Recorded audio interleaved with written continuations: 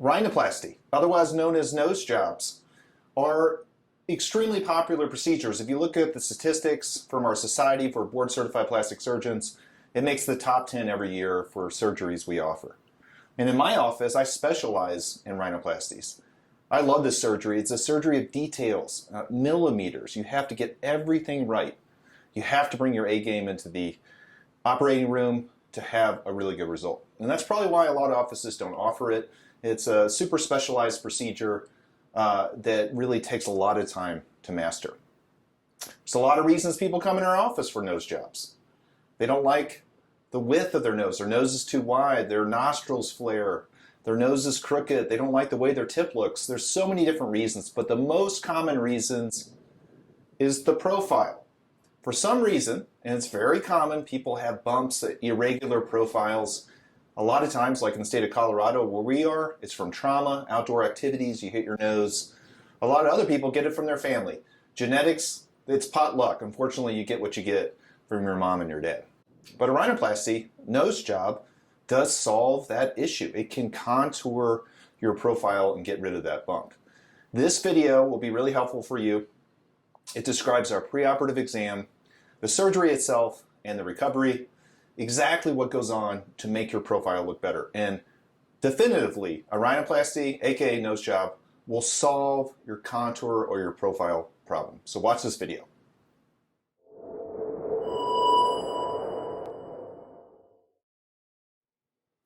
So we get requests every week on our website for rhinoplasty or nose job consults. It's probably one of the most common requests we get. And a majority of those patients really want to improve their profile. This is how I examine those patients. And by the way, the preoperative exam and the plan you have for surgery is the most important part of this procedure besides the technical know-how. You got to have the right approach. Again, this is a fine detailed surgery, a surgery of millimeters, and you really have to have a good plan going in. And that's obviously with the patient's input. What I do, is break down the nose in thirds: upper, middle, and lower thirds. And that's what we do to really examine the fine detail in these areas so you can kind of bring a puzzle all together and have an operative plan that's like perfect for you as a patient. To help you, let's look at a pre and post-operative picture. So this patient came in, she was post-pregnancy. She wanted an improvement in her nose. She didn't like her profile. She didn't like her tip was a little bit down turning. And obviously you can see the after there, big change. We brought that profile down, just huge change. She's extremely happy with her results. Let's let's kind of focus in on that preoperative picture. As we talked about before, I break it down into thirds. Let's look at the upper, middle, and lower thirds. And then look at what's underneath the skin. What's the anatomy that's there? And this gets very complex. It's hard even for the fellows in plastic surgery to learn this kind of stuff. But that's what I do. I think about what's underneath the skin. The upper third is consisting of bone. The middle third consists of cartilage, which is the upper lateral cartilage and the septal cartilage. And the lower third is consisting of that tip cartilage, the cartilage that forms the shape of your tip. And that's called the lower lateral cartilages and the septum itself. We address all those during surgery. But to have a good operative plan, at least in this patient, as you can see here, we're going to have to address the upper third and the middle third to really get that nice curvature to her profile. And that's exactly what we did. To make it easier for you also, take her preoperative picture and then outline her silhouette. By the way, you can do this at home. It's really good exercise. Then remove her face because that's distracting. And then just change it a little bit. Change some and even more and back to some. You can see that the conservative approach to removal and to improving that silhouette, that profile, is really nice. When you remove too much, it looks operated, it doesn't look natural. And that's the thing. Conservative approaches for rhinoplasty, for nose jobs, are extremely important. You do not want to remove too much. Now let's look at her after again. You can see that's very similar to our preoperative plan. We removed maybe 2 millimeters at the most. It had a transformative result. When I say remove 2 millimeters, that means 2 millimeters in her profile, taking out that bump, 2 to 3 millimeters. And by the way, that's like 1/8 of an inch. It's really nothing. Also, an important note, you also have to address the tip to make your profile look better, and people forget that sometimes. There's an area there called the super tip break. That transition from your bridge of your nose to the tip of your nose, you got to have a little bit of a demarcation there where the tip kind of rises up from your profile. And that's it. For patients, when you come in, we make a definitive plan. One last thing I want to show you. So many offices use 3D imaging. And I have no problems with 3D imaging. I actually think it's kind of cool. But I don't think it's always realistic. To have a computer render results is really not accurate. What I do, because I'm borderline obsessive, is I actually take your preoperative picture and I draw on it with my iPad and my Apple Pencil. I'll just kind of draw on it and then show you exactly what your results could be. And I actually take down, for example, like the profile, I take it down to where I want it to be. That's how we approach it preoperatively. We make a surgical plan that is extremely, extremely helpful in the operating room. One last thing. When you come in my office, to a board certified plastic surgeon's office, I do a full exam and I also talk about your past medical history. If you have diabetes that's uncontrolled, if you have high blood pressure uncontrolled, if you have medical problems that you're dealing with, if you're anticoagulated, if you have healing problems, you've been through trauma recently, clearly you're not going to be a candidate for an elective procedure. So make sure you maximize your health before you come in. That's good. So make sure if you have a problem with your profile and you're going to a surgeon, make sure they have a really, really comprehensive preoperative exam because that's going to dictate your results. Now, next, let's take a look at how I approach the surgery itself, specifically how we go from this preoperative plan to actually technically doing the surgery itself.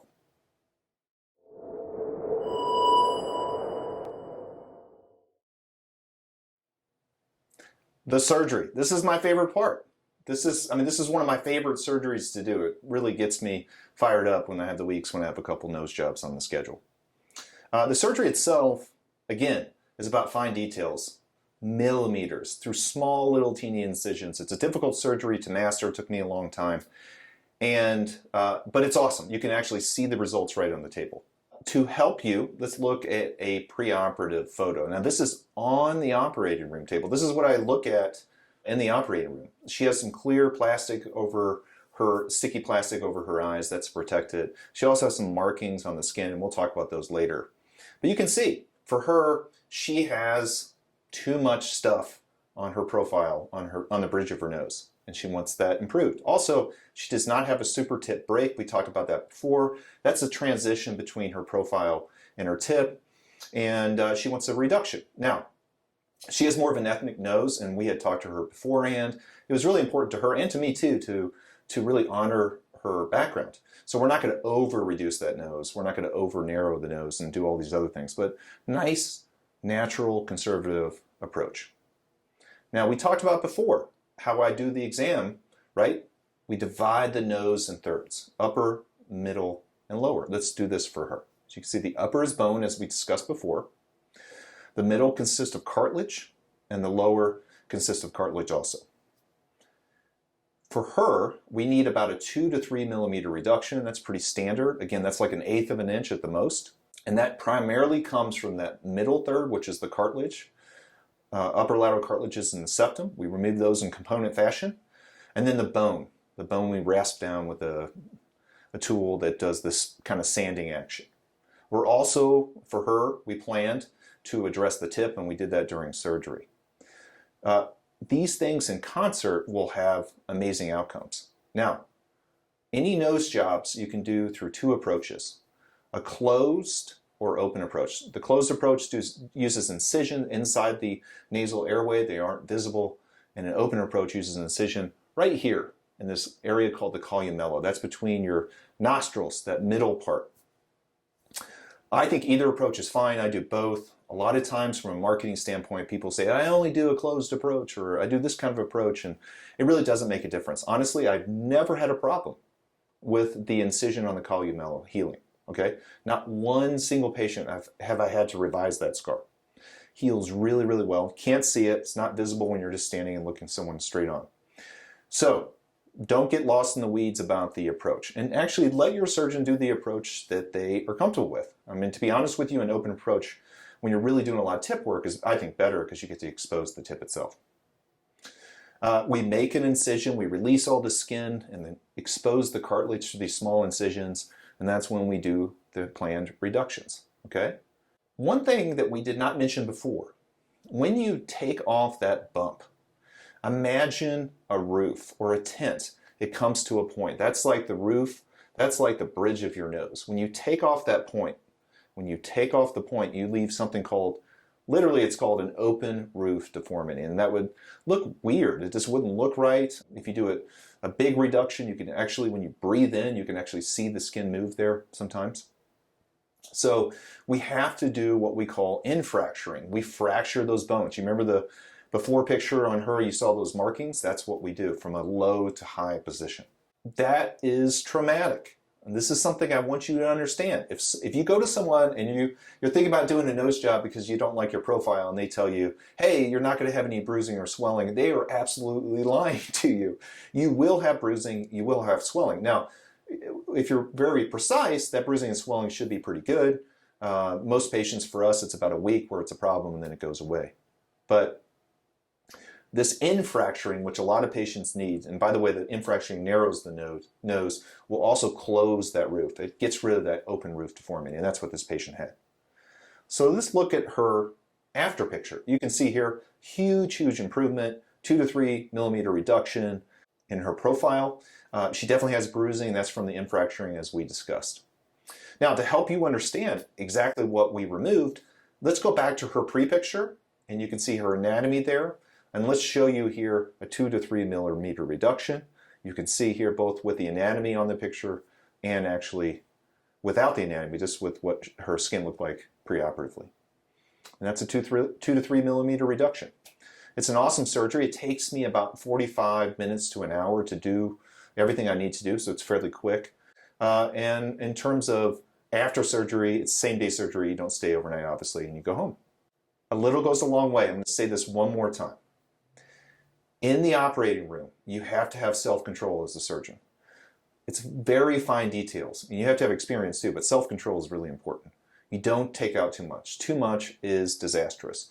A lot of people come to me with traumatic nose injuries and congenital problems, like things they were born with that are really difficult. So you have to take your time, be very precise, just small maneuvers over time. The next portion of this video is about recovery. Recovery is not that bad, but there definitely is 3, 5, 7 days where you're kind of like struggling through. Go on to that portion. We'll see exactly what people look like, a couple months out.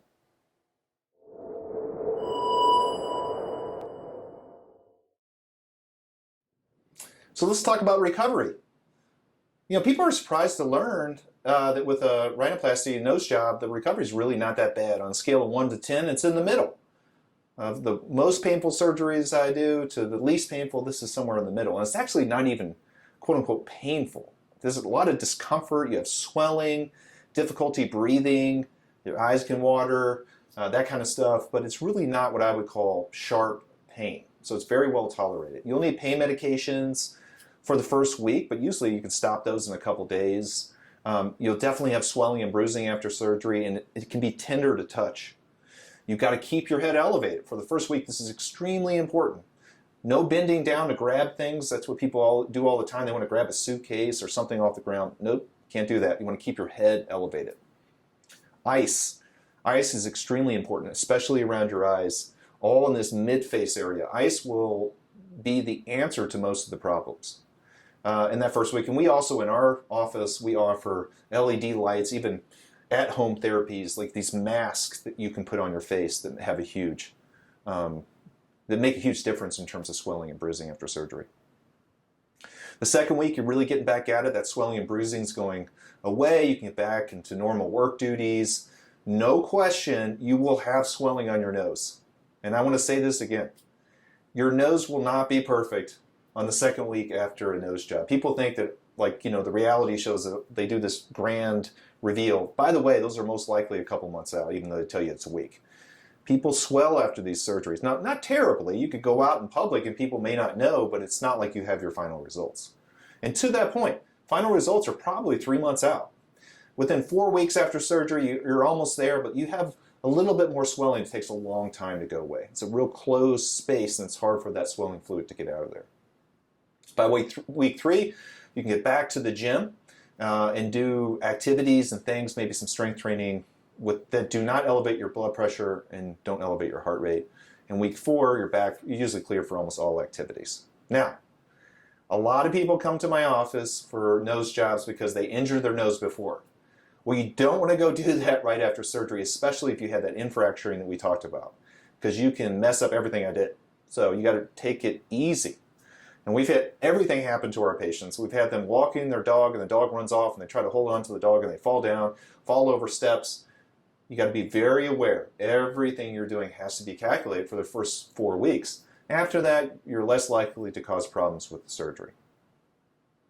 We talked about before, the scarring is really minimal with the surgery, rarely ever an issue.